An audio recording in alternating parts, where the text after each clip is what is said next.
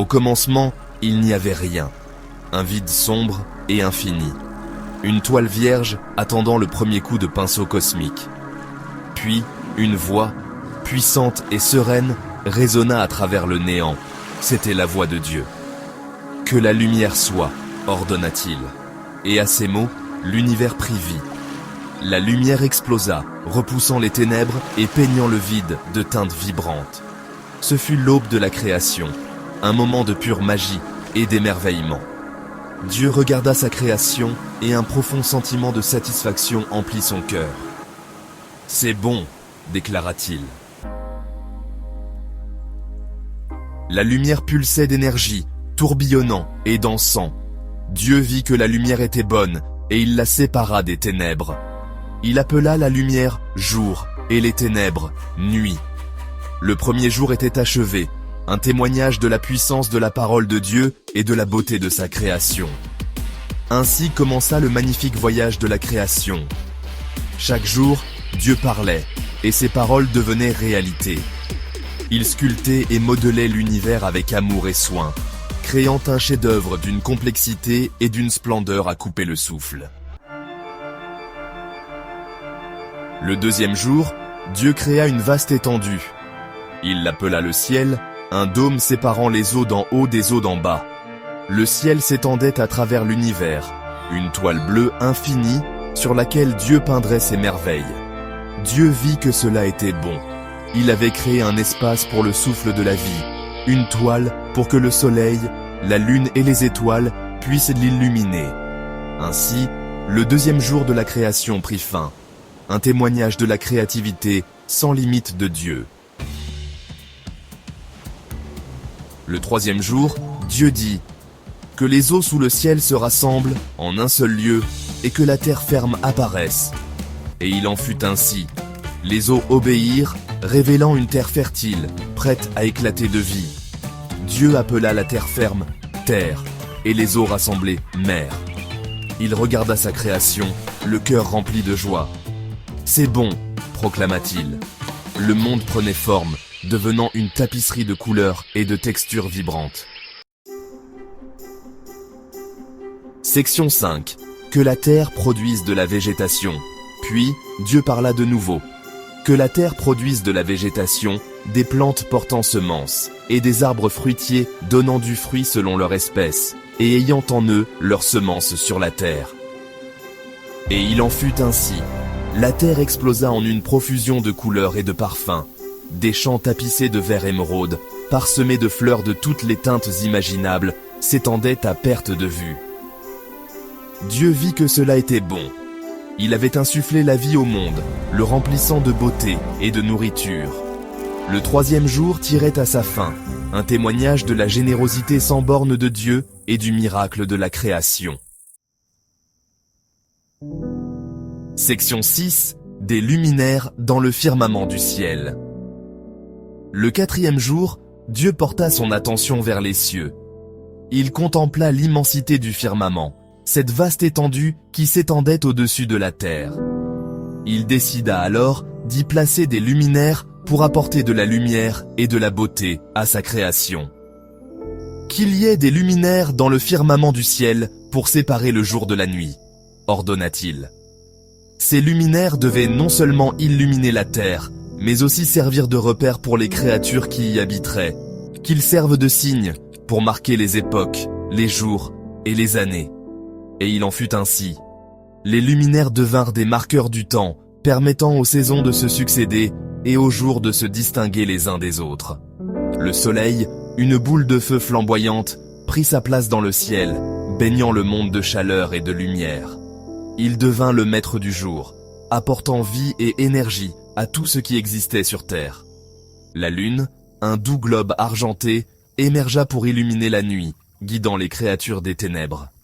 Elle devint la gardienne de la nuit, offrant une lumière apaisante et mystérieuse, et d'innombrables étoiles scintillèrent dans la vaste étendue, comme des diamants éparpillés sur un tissu de velours. Ces étoiles, chacune unique, ajoutèrent une touche de magie et de mystère au ciel nocturne. Dieu vit que cela était bon. Il contempla son œuvre avec satisfaction. sachant qu'il avait créé un équilibre parfait entre la lumière et l'obscurité. Il avait créé le temps et les marées, la lumière et les ténèbres, l'ordre et le rythme. Chaque élément trouvait sa place dans l'harmonie de la création, contribuant à l'équilibre de l'univers. Section 7. Que les eaux pullulent d'êtres vivants. Le 5e jour, Dieu porta son attention sur les eaux. Que les eaux pullulent d'êtres vivants et que les oiseaux volent au-dessus de la terre dans le firmament du ciel, déclara-t-il. Et il en fut ainsi. Les océans s'animèrent d'un éventail éblouissant de créatures, des minuscules poissons scintillant aux immenses et douces baleines. Les oiseaux s'élancèrent dans le ciel, leurs plumes captant la lumière du soleil tandis qu'ils chantaient leur joyeuse mélodie. Dieu vit que cela était bon. Il avait rempli l'air et l'eau de mouvements et de chants, ajoutant une autre couche de beauté à sa création. Section 8. Les oiseaux dans le ciel, les créatures sur la terre. Les cieux étaient remplis de chants mélodieux et de battements d'ailes, chaque oiseau ajoutant sa propre note à la symphonie de la nature. Le 6e jour, Dieu dit « Que la terre produise des êtres vivants selon leur espèce. Le bétail, les créatures qui broutent paisiblement dans les champs et les animaux qui peuplent les prairies verdoyantes. Que la terre produise aussi les reptiles et les animaux sauvages, chacun selon son espèce. Les lézards se chauffaient au soleil sur les rochers, tandis que les animaux sauvages parcouraient les forêts denses. Et il en fut ainsi. La terre grouilla de vie, des minuscules insectes aux majestueux éléphants, chaque créature trouvant sa place dans l'écosystème complexe. Des minuscules insectes aux majestueux éléphants, chaque créature jouait un rôle essentiel. Les éléphants marchaient majestueusement dans la nature, buvant à des points d'eau cristallins. Des animaux de toutes formes et de toutes tailles parcouraient la terre, des savanes arides aux forêts luxuriantes, chacun contribuant à la diversité de la vie. Chacun étant un témoignage de la créativité sans limite de Dieu.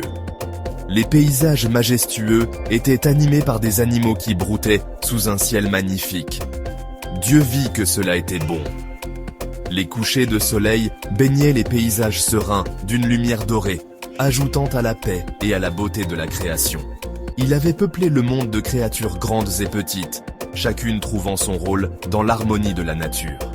Chacune jouant un rôle vital dans le délicat équilibre de sa création. Les animaux interagissaient en harmonie, coexistant pacifiquement dans leurs habitats naturels. Pourtant, il manquait quelque chose. Un élément crucial semblait absent, malgré l'abondance de vie. Le monde, bien que grouillant de vie, semblait incomplet. Il y avait une tranquillité, mais aussi un vide. Il avait besoin d'un gardien, d'un être capable de comprendre et d'apprécier la beauté qui l'entourait. Quelqu'un pour veiller sur cette création magnifique, d'un être capable de comprendre et d'apprécier la beauté qui l'entourait. Un gardien pour protéger et chérir cette merveilleuse diversité de la vie. Section 9. Le sommet de la création. Alors, Dieu eut une nouvelle pensée. Une pensée qui deviendrait le sommet de sa création. Il contempla tout ce qu'il avait déjà fait. Les cieux et la terre, les mers et les montagnes, les plantes et les animaux. Mais il sentait qu'il manquait encore quelque chose. Une création qui serait à son image, capable de penser, de ressentir et de créer à son tour. Faisons l'homme à notre image, selon notre ressemblance, dit-il. Avec soin et précision, il commença à modeler l'homme à partir de la poussière de la terre, chaque détail étant une réflexion de sa propre essence divine. Qu'il domine sur les poissons de la mer, sur les oiseaux du ciel, sur le bétail, sur toute la terre et sur tous les reptiles qui rampent sur la terre.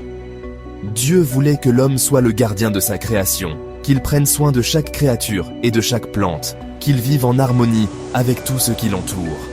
Ainsi, à partir de la poussière de la terre, Dieu forma l'homme à son image. Il lui donna un corps fort et un esprit curieux, capable de comprendre et d'apprécier la beauté du monde. Il lui insuffla la vie et l'homme devint un être vivant. l'homme ouvrit les yeux et vit la splendeur de la création qui l'entourait, ressentant une profonde gratitude pour le don de la vie. Il créa aussi la femme, la formant avec le même amour et le même soin, pour qu'elle soit une compagne et une égale à l'homme. Ensemble, ils partageraient la responsabilité de la terre, la dotant de force, de sagesse et de compassion. La femme, avec sa douceur et sa détermination, compléterait l'homme, et ensemble, ils seraient le plus forts. Ensemble, l'homme et la femme deviendraient les gardiens de la création de Dieu, veillant sur chaque créature, chaque plante et chaque élément de la nature, prenant soin de la terre et de toutes ses créatures.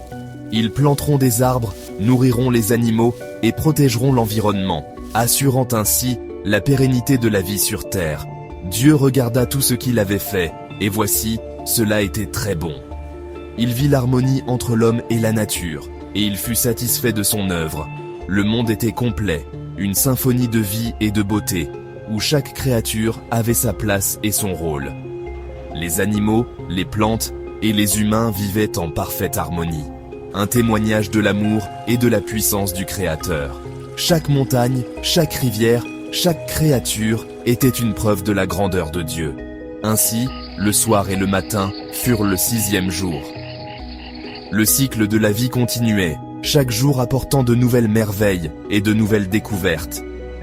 Ainsi, se termina l'histoire de la création, une histoire d'amour, de soins et de responsabilité. L'homme et la femme, main dans la main, marchèrent vers l'avenir, prêts à protéger et à chérir le monde qui leur avait été confié. Un rappel intemporel de la splendeur et de la majesté de la création de Dieu. Chaque lever de soleil, chaque brise douce, chaque chant d'oiseau était un hommage à la beauté éternelle de la création divine.